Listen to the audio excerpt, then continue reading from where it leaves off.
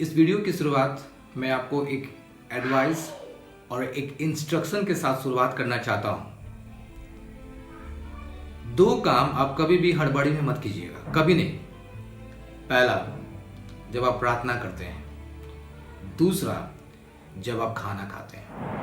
ये दोनों काम बहुत ही सिस्टमैटिक वे में और सही तरीका से करना चाहिए, क्योंकि अगर इन दोनों काम में आप कहीं ना कहीं ढील करते हैं तो एक आपका शरीर खराब होगा, दूसरा आपकी आत्मिक जीवन खराब हो जाएगी।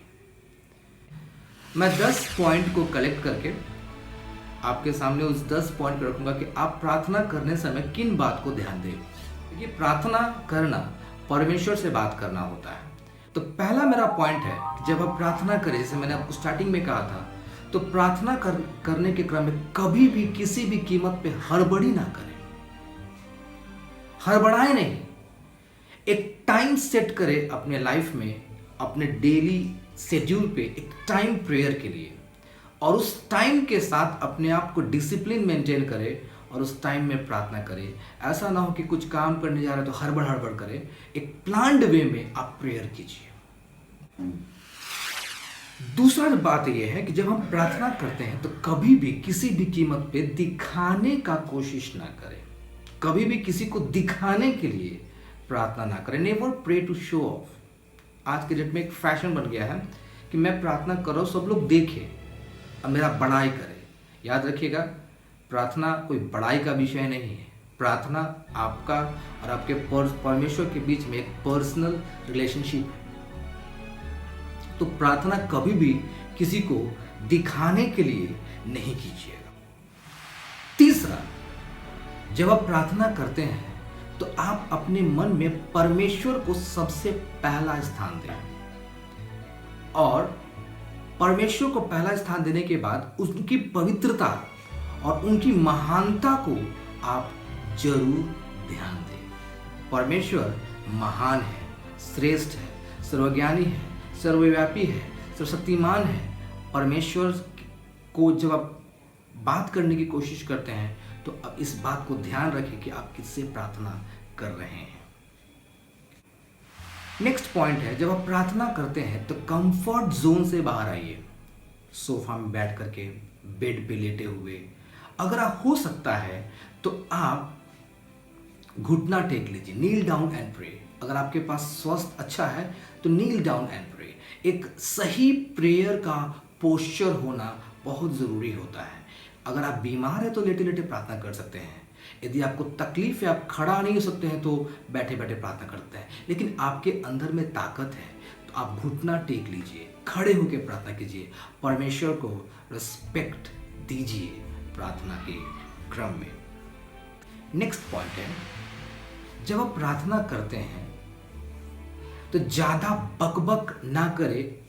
प्रार्थना में अपना बड़ाई परमेश्वर के सामने ना करें कि हे परमेश्वर, मैं तो उपवास करने वाला हूँ। हे परमेश्वर, मैं तो बड़ा अच्छा मनुष्य हूँ। हे परमेश्वर, मैं तो बड़ा धर्मी मनुष्य हूँ। हे परमेश्वर, मैं तो कभी गलती नहीं करता। अपना बड़ाई करने का परमेश्वर के सामने कभी भी गलती नहीं कीजिएगा। अपना बड़ाई आप ना कीजिएगा। जब परमेश्वर के सामने आप आते हैं तो परमेश्वर के सामने नम्र और दीन बन के आइए, एकदम छोटा बन के आइए कि परमेश्वर मुझ जैसे छोटे मनुष्य पे दया कीजिए, अनुग्रह कीजिए। हम्बल। कभी भी परमेश्वर के सामने प्रार्थना में घमंड के साथ कभी नहीं आइएगा, और अपना बड़ाई कभी भी किसी भी कीमत पे नहीं कीजिएगा। हम लोग प्रार्थना में बहुत चीज़ मांगते हैं, भविष्य के लिए मांगते हैं, बहुत बातें मांगते हैं। लेकिन मैं आपसे एक रिक्वेस्ट करूंगा कि जब प्रार्थना करें तो दिन भर की आशीष मांगे। और परमेश्वर जानता है कि हमें क्या ज़रूरत है। हमें दिन भर की जरूर आशीष मांगे, और जो हमारी रिक्वायरमेंट है दिन भर के लिए, उसके लिए प्रार्थना करें। और जब सुबह प्रार्थना करें तो मांगे परमेश्वर से दिन भर की ब्लेसिंग्स, और शाम को थैंक्स गिविंग प्रेयर जरूर दें, परमेश्वर धन्यवाद जरूर दें।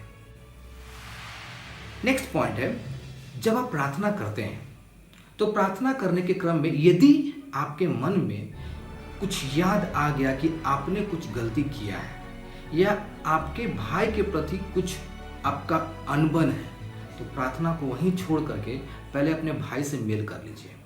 दूसरा, यदि आपसे गलती हुई तो प्रार्थना कर लीजिए, उसको क्षमा मांगिए, तब अपने प्रार्थना में आप आगे बढ़िए। क्योंकि यदि हम अपने भाई से प्रेम नहीं रखते हैं और अनबन करके बैठे हुए हैं और हमारे मन में एक अंदर से एक आत्मा हम लोग को बोल रहा है कि तुम गलत हो, तो उसके लिए प्रार्थना करके परमेश्वर के सामने जाइए, उसके माफ़ी मांग के आए, परमेश्वर के सामने बढ़िए। किसी के लिए अगर आपके मन में कोई अपराध है, किसी ने आपका गलती किया तो उसको माफ़ी मांगिए, या तो आपके भाई के साथ अनबन है तो उससे मेल मिलाप करके उसके बाद प्रार्थना कीजिए।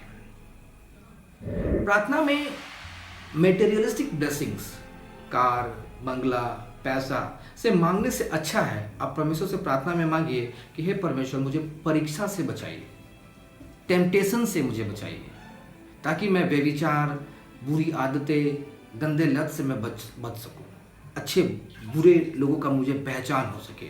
तो परमेश्वर से प्रार्थना कीजिए कि परमेश्वर आपको परीक्षा या टेम्पटेशन से और टेस्ट से बचाए। नेक्स्ट पॉइंट है, आप सिर्फ अपने लिए प्रार्थना ना करें, अपने देश के लिए, अपने समाज के लिए, अपने दोस्त के लिए, अपने रिश्तेदार के लिए, अपने चाहने वालों के लिए भी प्रार्थना करें। केवल अपने स्वार्थ हित में कभी प्रार्थना ना करें। समाज हित में, देश हित में, रिश्तेदार के हित में, दूसरों के लिए भी प्रार्थना करना हम जरूर सबसे अंतिम बात, सबसे मुख्य बात है, आप अपने लिए प्रार्थना मांगे परमेश्वर से, और इस बात को विश्वास करें कि जो आपने परमेश्वर से प्रार्थना मांगा है वो परमेश्वर सुन करके उत्तर देगा। बाइबल में एक बात लिखा हुआ है कि यदि तुम मेरे नाम से कुछ मांगोगे तो मैं तुम्हारे लिए कर दूंगा। यदि हम सच्चे मन से, शुद्ध विवेक से, अच्छे विचार से मांगते हैं तो परमेश्वर प्रार्थना सुनता है। यदि हम बुरी विचार या फिर दूसरों की हानि के लिए प्रार्थना करते हैं या दूसरों के नुकसान के लिए प्रार्थना करते हैं तो वो प्रार्थना में कोई ताकत नहीं होती है। जो लोग केवल और केवल अपनी स्वार्थ के हित के लिए प्रार्थना करते हैं, आप दूसरों के लिए भी प्रार्थना करना जरूर सीखिए। तो इन बात को जरूर आप ध्यान में रखिएगा और परमेश्वर आपको जरूर आशीष दे, और इन बातों को प्रार्थना करने के क्रम में जरूर ध्यान दें।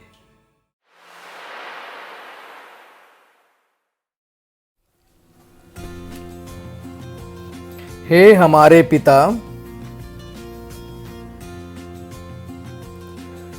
तू जो स्वर्ग में है, तेरा नाम पवित्र माना जाए,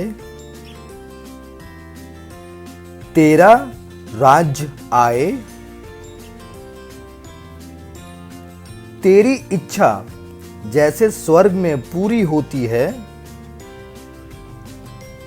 वैसे पृथ्वी पर भी हो। हमारी दिन भर की रोटी आज हमें दे, और जिस प्रकार हमने अपराधियों को क्षमा किया है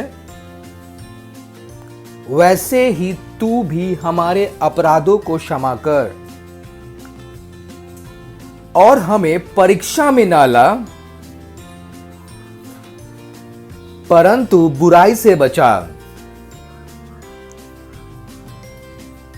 क्योंकि राज्य और पराक्रम और महिमा सदा तेरा ही है। आमीन।